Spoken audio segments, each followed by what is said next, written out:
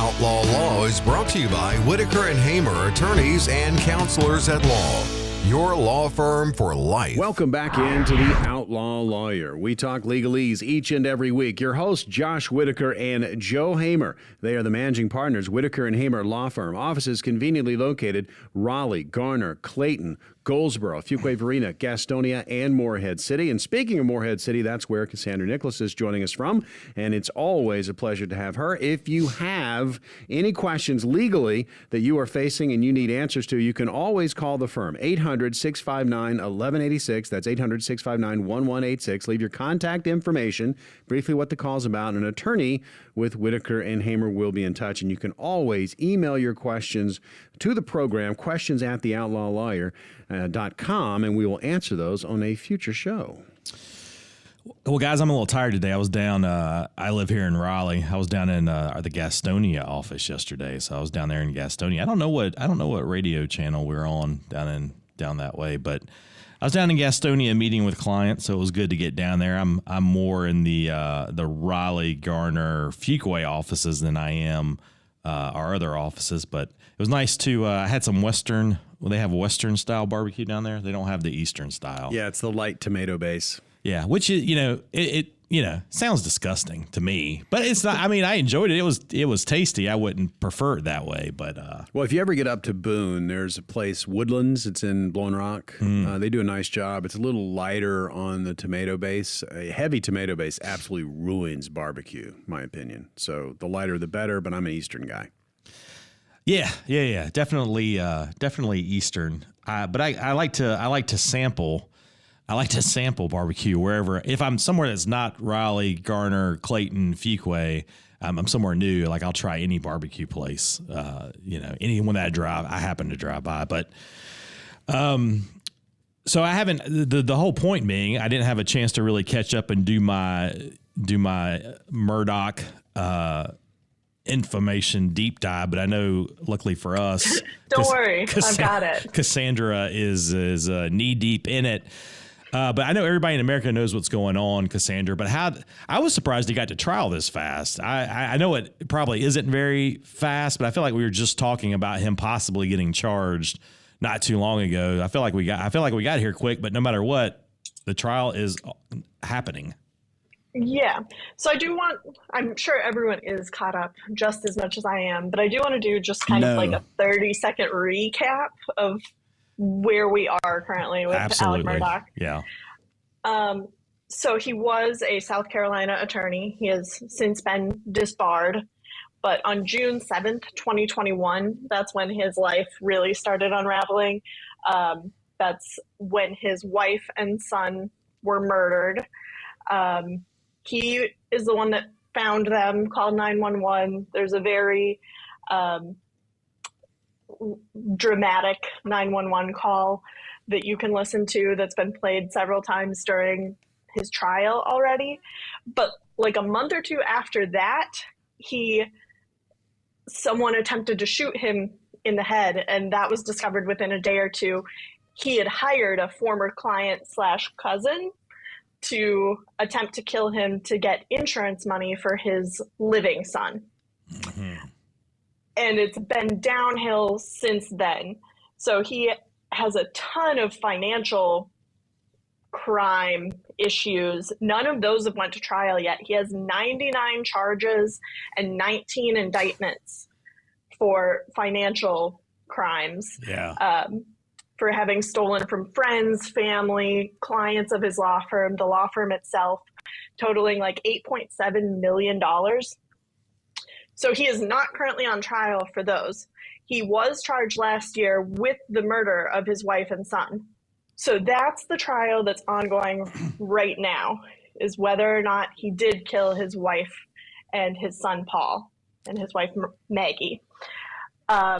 Interestingly, even though this trial is not about the financial crimes at all, the judge just ruled this week that prosecutors can bring in evidence of all of those financial crimes as potential motive for the murders. So they're really getting in the weeds about the financial stuff, even though it's not direct evidence of whether or not he killed his wife and son. Right. Yeah. If you follow a lot of trials, you'll see that where a judge, there's a somewhat complex rules of evidence, right? When things can come in and when things a judge won't let them come in, but things can come in, of course, not to prove that he's guilty of those crimes, but it can come in for certain applications. And so it sounds like here the judge allowed it to come in to prove a motive, because that's what they got to do, right? They got to prove why he did it in their minds. And so these are South Carolina charges, and none of us are South Carolina attorneys,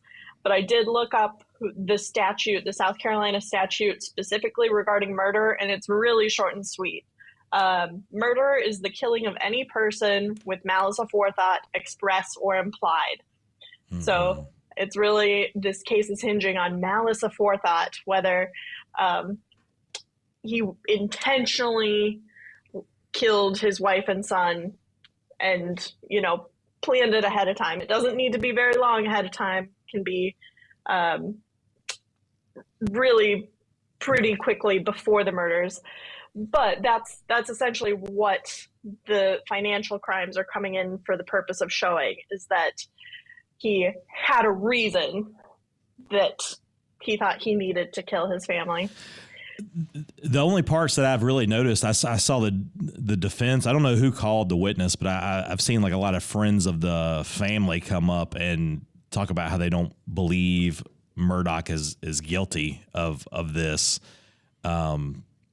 But it's... there have been witnesses, friends and family and other attorneys from his law office that have been on both sides of whether or not he could have done this. The CFO testified primarily about the money aspect of it, so they weren't commenting specifically on whether they thought he killed Megan Paul. But the timeline-wise, the CFO reached out to Alex Murgaugh to confront him about $800,000 missing from the firm account the morning the morning that his wife and son were murdered. So timeline-wise, that doesn't help him. And then, sorry, I'm just diving right in. No, I'm gonna interrupt you for a minute because I want to see, is Chat GPT, is it up? Yeah, well, look, man, we were talking about we're not South Carolina attorneys, and I agree with that statement, obviously. But I do have access to a robot, so I can tell you about South Carolina Code of Laws, Title 16, Chapter 3, Article 1, and how that is the state's murder statute. I wonder, so I like to ask Chat GPT to write like different types of things. I want to see if Chat GPT can write us a haiku about Alex Murgaugh. I'm several feet ahead of you in this game, and I was doing that the whole time that Cassandra was doing her deep dive. Right. Sadly, it doesn't have a lot of information about Alex Murgaugh. It's probably also confused by the way his name is pronounced, just like you are. Right. Basically, he says, as an AI language model, I don't have access to current information about specific individuals unless it was widely reported. But did produce a haiku. It's just not relevant. And here's the haiku. It says, "In the field he stands, Alex Murgaugh, fearless force, champion shines bright." Champion what? Shines bright. It doesn't have anything about him murdering people or stealing money. So that seems like a. But he was in a field.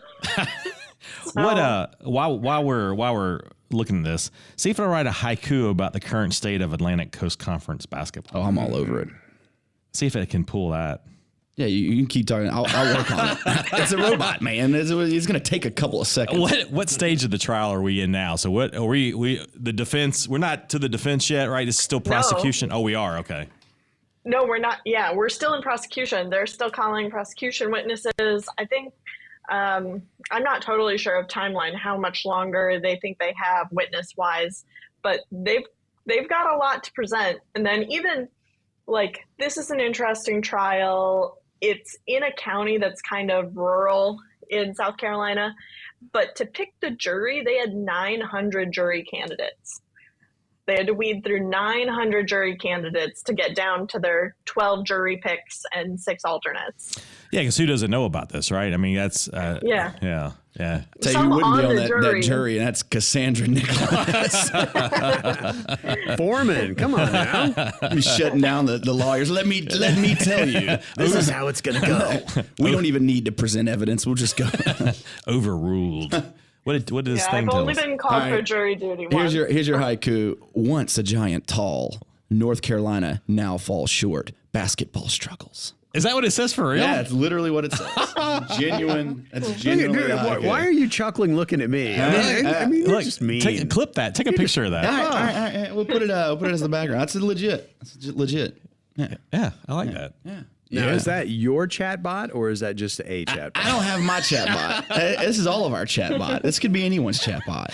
So, but I would, if I could create a chat bot, I would make a very biased chat bot. We have an AI chat bot named Jarvis that helps us communicate with real estate transactions, but it would not probably respond to. Yeah, Jarvis is a very gentle. Yeah, it has little basketball knowledge, but can tell you a lot about the practice of real estate law. It probably doesn't know what a haiku is. I don't know if we programmed it to know. No, we didn't. I left out the haiku programming package. We had to go ahead and launch version 1.5 without haiku capabilities. A lot of our real estate clients do ask for poetry during their closings, though. A full service law firm. So, how much longer do you think this trial is going to last, Cassandra? I don't know. I think it's going to be ongoing for a little while, because now that they're bringing the financial stuff in, like they've got like financial forensic accountants, and they're into the boring stuff. They're losing some jury members now to sleep. So I think it's going to be ongoing for a while before the jury gets to deliberate about any of this. But there are issues with the alibi too. So I think those are going to be big issues for Alex Murgaugh. Yeah. How do you think you feel if during your murder trial the jury just starts falling asleep? Is that a good thing or is that a bad thing? No, it happens too. You hear people get scolded for that. Yeah. We're coming up against a break. Before we get to the break, I want ChatGPT to write a haiku about max headroom. Okay, I've got to guess it doesn't know about max headroom. Write a haiku about max headroom. I think ChatGPT should be like a co-host from now on. Obviously, it already is. It's going to replace me. Well, if that's not a tease, I don't know what a tease is. We got to tune in to see if we get a haiku on Max Headroom. So that's coming up next on the Outlaw Lawyers. Josh Whitaker and Joe Hamer, managing partners, Whitaker and Hamer Law Firm, and your host for this program. You can find them. Offices conveniently located: Raleigh, Garner, Clayton, Goldsboro, Fuquay, Varina, Gastonia, and Morehead City. And again, Cassandra Nicholas joining us from the Morehead City office. If you've got a legal situation you're facing and questions about, well, really anything legal, you can always call the firm. 800-659-1186. That's 800-659-1186. Or you can email your questions to questions@theoutlawlawyer.com, and we'll answer those on future programs. We're back with more of The Outlaw coming up.